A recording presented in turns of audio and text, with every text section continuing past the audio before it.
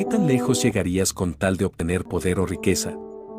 Uno puede encontrar por ahí muchas historias en las que se dice de alguien que vendió su alma con tal de obtener todo lo deseado. Estos acuerdos siniestros, que pueden cambiar la vida de una persona para siempre, están envueltos en misterio. Sin embargo, siempre nos muestran que hay fuerzas en este mundo que van más allá de nuestra comprensión y, que a veces, nuestras decisiones pueden tener consecuencias más allá de lo que podemos imaginar. En ese contexto, déjame contarte una historia.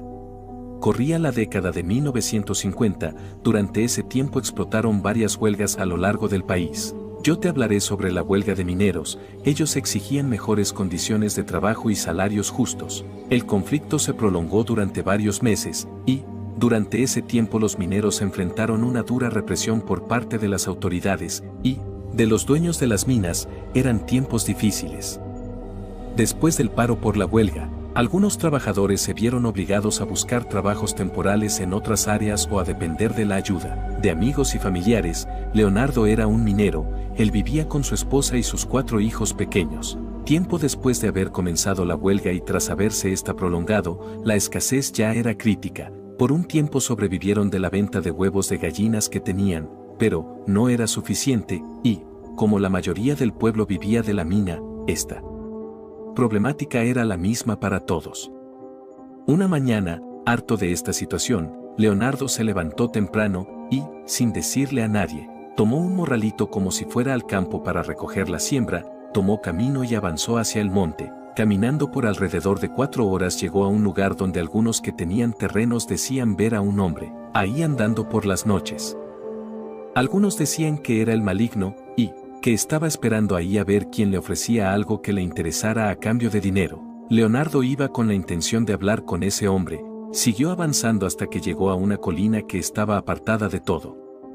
Durante 3 días y 3 noches estuvo él ahí dando voces, tratando de llamar como podía al hombre misterioso, sin comer ni beber agua. Dormía un poco por las mañanas y por las noches se quedaba despierto tratando de comunicarse con ese hombre. Al final de la 3ª noche comenzó a llover. Fue en ese momento que Leonardo estaba a punto de rendirse y regresarse a su casa con las manos vacías. De pronto, escuchó detrás de él el sonido de las cerraduras de un caballo acercándose en la distancia, pero él no podía ver nada. Giraba y buscaba de dónde venía el sonido del caballo aproximándose. Como ya estaba oscuro, la única luz con la que podía divisar el camino era con la luz reflejada por la luna. Con la lluvia cayendo era difícil ver algo. Sin embargo, cuando dirigió su mirada hacia un ahuehuete que estaba a unos 20 pasos de él, vio que debajo de la sombra estaba parado un caballo negro que se veía muy grande, y, recargado de espaldas al caballo estaba un hombre aún más alto. Leonardo se acercó, temeroso, pues, a pesar de haber estado buscando hablar con él, una cosa es buscar algo que sabes que no es de este mundo, y, otra, encontrar eso que estás buscando. ¿Para qué me has estado buscando?, le dijo el hombre recargado en el caballo con una voz solemne, profunda y que imponía respeto. La verdad lo busco porque ya me cansé de ser pobre, no hay trabajo y ya no sé qué hacer, contestó Leonardo bastante temeroso. ¿Y ese es motivo suficiente que tienes para darme que me pueda interesar?, le replicó el hombre misterioso. La verdad no tengo nada, pero he sabido que usted da dinero a cambio de la vida de las personas. ¿Y estás dispuesto a dar tu propia vida? Tu vida no me interesa, te propongo algo más interesante. Antes de que Leonardo pudiera contestarle, prosiguió. Yo no te voy a dar el dinero, tú lo debes de buscar, te diré por dónde debes ir, encontrarás una cueva llena de oro, tú lo debes de extraer, ya sabes hacerlo, ese oro solo lo podrás sacar tú. Si alguien te ve y lo quiere robar, lo único que encontrará ahí serán piedras. Si aceptas serás inmensamente rico, el oro no desaparecerá mientras tengas vida, pero, cuando mueras, vendré por ti.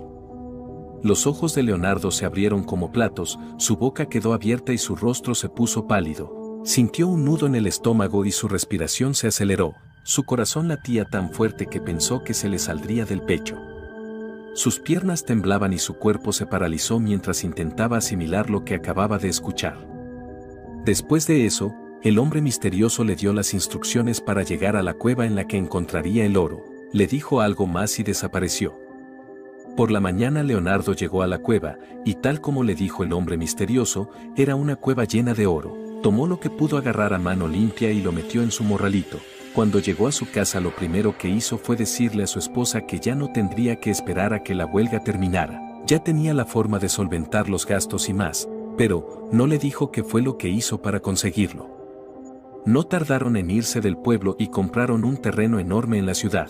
Era un lugar tan grande que Leonardo ya tenía empleados trabajando para él, tenía ganado, tierras para sembrar y tanto dinero como para ya nunca trabajar, todo lo hacían sus trabajadores. Lo único que hacía era ir de vez en cuando a la cueva con algunos trabajadores de confianza.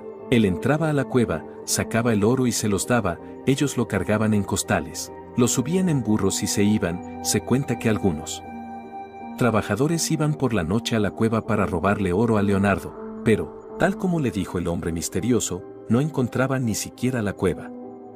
Como hacendado, siempre fue bueno con sus trabajadores, demasiado bueno, con la gente del pueblo lo mismo. Todo el pueblo lo conocía y lo saludaba con respeto. Contribuía económicamente con la ciudad y hacía donativos a la iglesia del pueblo. El que hiciera todo esto tiene un motivo, a sus hijos los mandó a estudiar a la capital. Ellos hicieron carrera lejos, el negocio que ponía prosperaba y con el tiempo dejó de sacar oro de la cueva. Los años pasaron y como todos, Leonardo envejeció. Una tarde mientras estaba cabalgando solo en su propiedad, Leonardo escuchó detrás de él unos pasos de caballo que recordó inmediatamente. Al voltear, sus ojos se llenaron de lágrimas y su voz tembló al intentar hablar. A unos 10 metros de él estaba el hombre misterioso montado en su caballo, el sombrero le tapaba la cara. Leonardo sentía como si estuviera viviendo una pesadilla de la que no podía despertar. Veo que has estado dándole uso al oro que te di, vine a decirte que te quedan pocos días, prepárate porque voy a venir por ti. Sin esperar respuesta dio media vuelta y cabalgando se fue a paso tranquilo.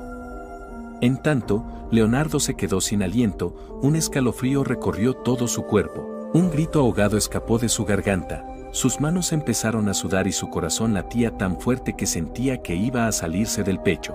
El mundo se desmoronaba a su alrededor, sus manos temblaban sin control y sus ojos se clavaron en el hombre montado a caballo que se alejaba. Al ser noche y no llegar a su casa, su esposa mandó a buscarlo. Después de un rato un trabajador lo encontró tirado, en shock. Al llevarlo a casa, en todo el camino preguntaba por sus hijos. Por la mañana, ya más tranquilo, mandó llamar a su hijo mayor. Hizo un viaje desde la capital para ver a su padre junto a sus hermanos. Leonardo, después de la impresión que tuvo, se la pasaba en cama, tenía miedo de salir.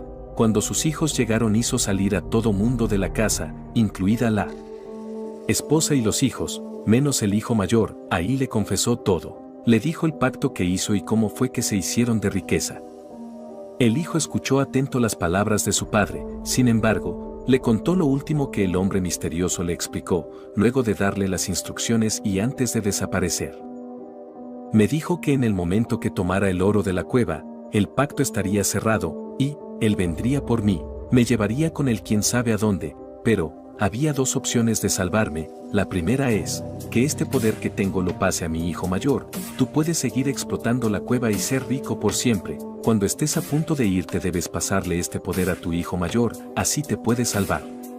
La otra es que cuando me vaya, deben velar mi cuerpo 3 días y 3 noches, las mismas que pasé en el monte buscándolo. Durante el velorio debe haber mínimo 3 personas. No me pueden dejar en ningún momento solo, no deben dormirse, deben aguantar ahí, junto a mi cuerpo. Aunque escuchen cosas a lo lejos, aunque llueva, aunque caiga nieve, no importa más nada. Siempre debe haber al menos 3 personas junto a mí.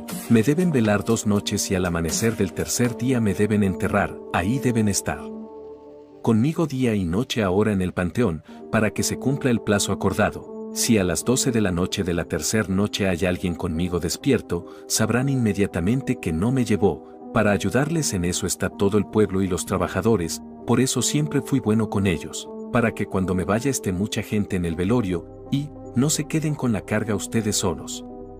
Terminó de decirle esto a su hijo, mientras con la cabeza negaba, y le decía que él no quería ese poder ni estar batallando con esas cosas. Por eso nos diste carrera, para no depender de algo así, le dijo su hijo, de manera que buscarían la forma de salvarlo haciendo el velorio de 3 días y 3 noches. Al cabo de unas pocas semanas Leonardo se fue, dejó todo preparado. El velorio se haría en un salón grande en la propiedad que tenían. El hijo de Leonardo solo le dijo a su mamá y a sus hermanos lo que su padre le había dicho, de manera que todos se prepararon para aguantar lo que vendría. Sin embargo, nada los hubiera preparado para lo que vivieron. Cuando comenzó el velorio, el primer día había mucha gente, casi todo el pueblo estaba ahí. La tradición en el pueblo es que siempre debe haber música. Ellos al tener dinero contrataron varios músicos para que la música no dejara de sonar. El hijo mayor habló con el encargado de la iglesia y le dijo que tenía que haber al menos alguien de ellos siempre en el velorio, de manera que orquestó una suerte de turnos para que estuvieran yendo y haciendo recambios al cierto tiempo. A la gente del pueblo solo se les invitaba a quedarse con ellos durante la noche. El primer día pasó sin contratiempos, había personas del pueblo en la cocina, preparando los alimentos para darle de comer a tanta gente. La esposa había convencido a varias mujeres para hacer los mismos recambios para la cocinada en el día y para estar preparando café por la noche. Lo único raro que notaron en el día fue la presencia de un perro grande que al parecer no era de nadie, pero se posicionó debajo de la mesa de la cocina y nadie podía sacarlo de ahí. Por la noche comenzó lo fuerte. Cerca de las 11 de la noche un grupo de tecolotes se posaban en la copa de los árboles cerca del salón donde estaba el velorio. Había mucho viento y a lo lejos se oían gritos, no obstante fue todo por la primera noche.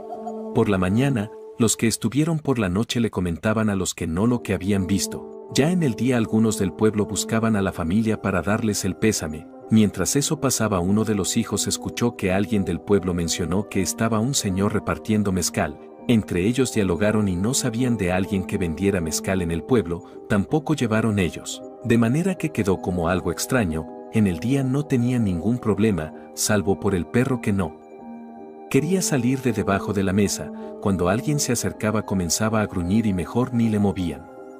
Cuando comenzó la segunda noche, uno de los hijos se quedó afuera del salón para buscar al tipo que estaba repartiendo mezcal, y sí, en la parte de afuera había mucha gente, en los lugares que estaban un poco oscuros, donde estaban los carros estacionados se escuchaba a un viejo decir si no querían mezcal. El hijo lo vio a lo lejos y alcanzó a ver la botella que tenía en la mano. Cuando se acercó entre la gente lo perdió de vista.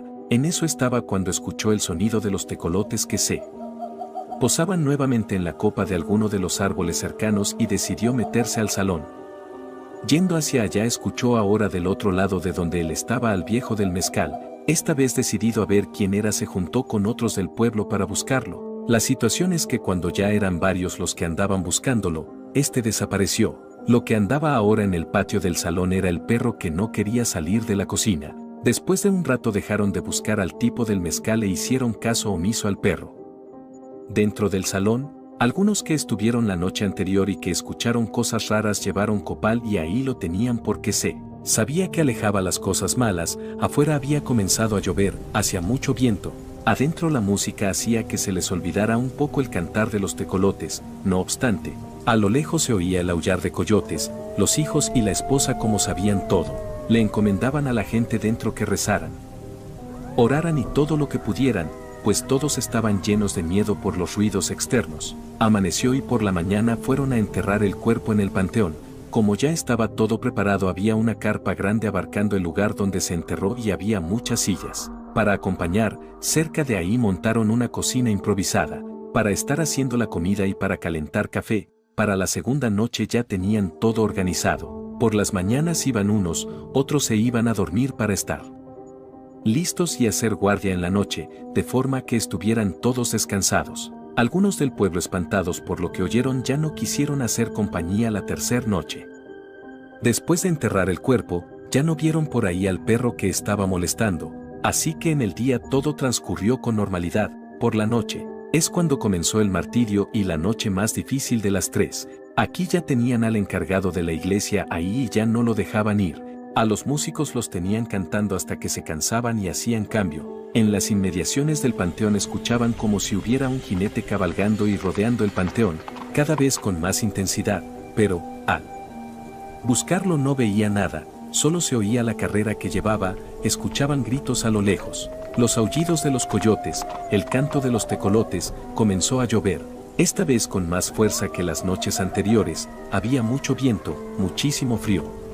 se oían llantos de mujeres, algunos escuchaban canciones fuera del panteón muy bonitas, como para que quien escuchara se fuera detrás de la música. Por el viento se les hacía muy difícil prender fuego en la cocina montada para poner café. Luego de un rato, al ya tenerlo caliente y llevarlo a los que estaban en el panteón, el perro grande que había aparecido en la propiedad, ahora se les ponía al paso a las mujeres, y no las quería dejar pasar. Por el susto luego se les caía la olla del café y, de nuevo, a volver a ponerlo.